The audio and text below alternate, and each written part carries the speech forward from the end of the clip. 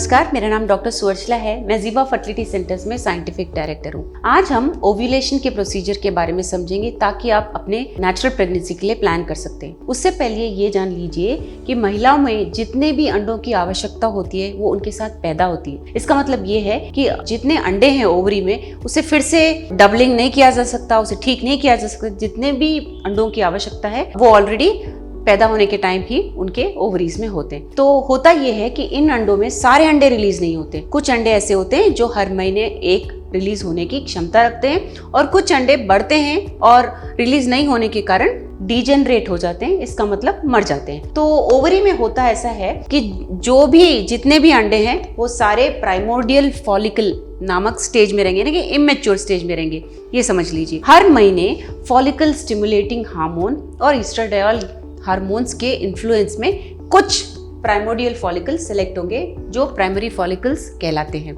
इन hormones के influence में ये अंडे बढ़ना शुरू होते हैं, ये फॉलिकल्स बढ़ना शुरू होते हैं। तकरीबन 15 से 20। ऑफ कोर्स ये ओवेरियन रिजर्व पे आधारित होता है, क्योंकि अगर ओवेरियन रिजर्व अच्छा रहा तो ये नंबर होता है अंडों के बढ़ते हुए संख्या की। फिर जैसे जैसे वो बढ़ते हैं उनमें एक ही अंडा ऐसा होता है जो डोमिनेंट होने की क्षमता रखता है, यानी कि स्ट्रांग होता है। सारा जो FSH बॉडी में रिलीज हो रहा है वो उसे अब्सॉर्ब करके अच्छे से बड़ा होने लगता है। सो जब ये अंडा बड़ा हो रहा होता है, फॉलिकल स्टिमुलेटिंग हार्मोन और ईस्ट्राडियोल के इन्फ्लुएंस में ल्यूटेनाइजिंग हार्मोन, एक बहुत महत्वपूर्ण हार्मोन, इंक्रीज होता है। मतलब उसका फ्लो बहुत ज्यादा हो जाता है, जिसकी वजह से ये अंडा रिलीज होता है। तो ल्यूटेनाइजिंग हार्मोन भी बहुत जरूरी हार्मोन होता है अंडा रिलीज होने के लिए। ठीक साइज का होने के टाइम वो रप्चर होता है, यानी कि फूट जाता है। फॉलिकल से अंडा बाहर निकलता है। बाहर निकलने के बाद वो ट्यूब में जाके यहाँ पे रुकता है। तो इस ट्यूब में अगर स्पर्म्स हो तो फर्टिलाइजेशन होने के चांसेस ज्यादा होते हैं, और अगर फर्टिलाइजेशन नहीं हो रहा है इसका मतलब ये है कि स्पर्म्स वहां तक नहीं पहुंच पाएंगे। वो अक्सर इम्प्रॉपर इंटरकोर्स की वजह से हो सकता है, टाइमिंग की वजह से, या कुछ डिफेक्ट होने के कारण यूट्रस में, या ट्यूब्स ब्लॉक होने के कारण ये हो सकता है। ऐसे बहुत सारे रीजन है जो हम किसी और वीडियो में बात करेंगे। सो जब अंडा रिलीज हो जाता है, जिस फॉलिकल से वो रिलीज होता है उसका नाम अब है कॉर्पस ल्यूटियम। इसका भी बहुत बड़ा महत्वपूर्ण रोल है।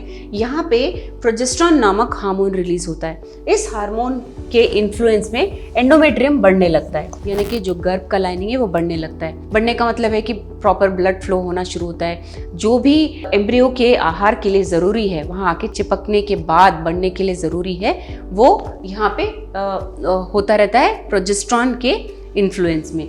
तो ये जो अंडा यहाँ पे फर्टिलाइज हुआ है, लगभग 5 से 6 दिन के बाद जब नीचे आएगा तब एंडोमेट्रियल लाइनिंग पर चिपककर बेबी की तरह फॉर्म होगा।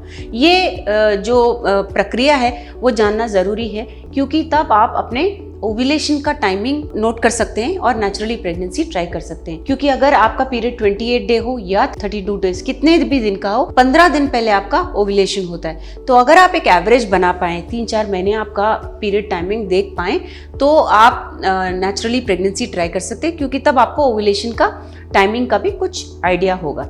इसके बारे में अगर आपको और जानकारी चाहिए, अवश्य जीवा फर्टिलिटी सेंटर्स आइए। धन्यवाद। हमने इस वीडियो को बनाने में बहुत मेहनत की है, जरूर हमें सब्सक्राइब और लाइक कीजिए। Thank you.